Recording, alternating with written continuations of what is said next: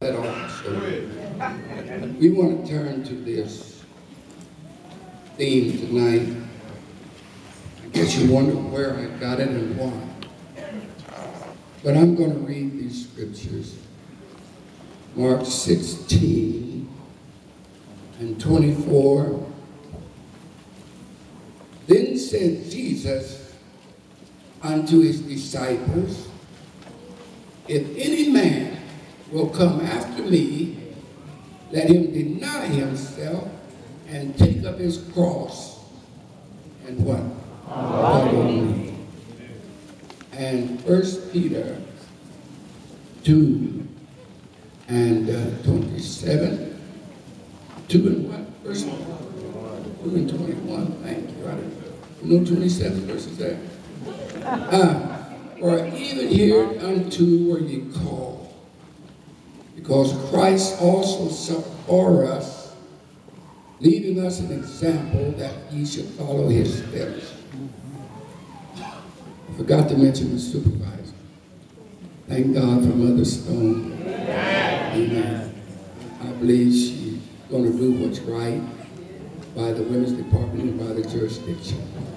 So I said everybody ought to have enough integrity to miss when they're wrong or make a mistake. Say so. Sister Timms, I'm sorry I forgot that sermonic solo last night. But footprints in the sands of time. Footprints. Evidence that somebody passed by here. Why did this come to me? Years ago in Terre Haute, we had, 5 or 6 churches. 5 or 6 churches. And every time a pastor died, the church just disintegrated. Just disappeared. I don't believe that should have happened. I believe that pastor should have been teaching the Word of God. Instead of talking about my members, my church, fussing about who should pay tithe and who should not. Thinking about your anniversary. Young preachers, another thing. If you ever God ever call you to pastor, don't you ask for an anniversary the first year. Think about getting to church, calling them the first year, they're going to have a first ladies' day in the first year and an anniversary. All they think about. Getting a large membership, big offerings, big anniversaries.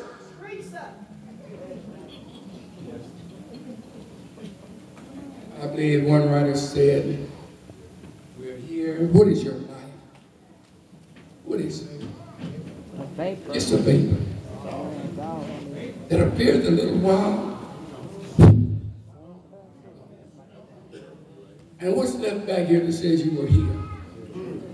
What's left back here? Fathers, what kind of life are you living? What kind of example are you living that will leave a legacy back here for your children to remember, that they can go by? Is it daddy beat mama? Daddy was always fussing at mama. The boys are going to grow up the same way, just like you. But you ought to want to leave a legacy, be an example to your sons, to grow up and be responsible. And if they get wise, learn how to treat a wife, know how to treat a wife. Know what fidelity means.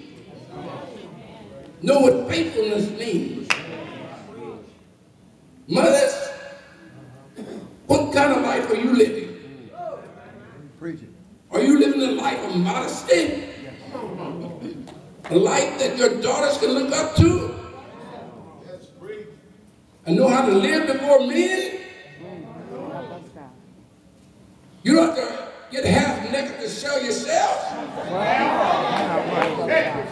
But be a modest woman. I wouldn't want anything that everybody else already saw.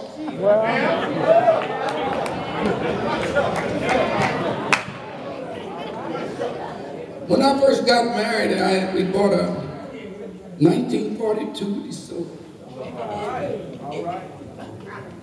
The upholstery was worn out, torn up. In other words, it was a used car.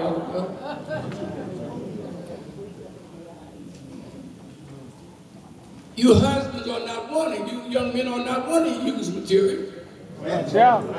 And girls, you ought to live so you won't be used material for him to get.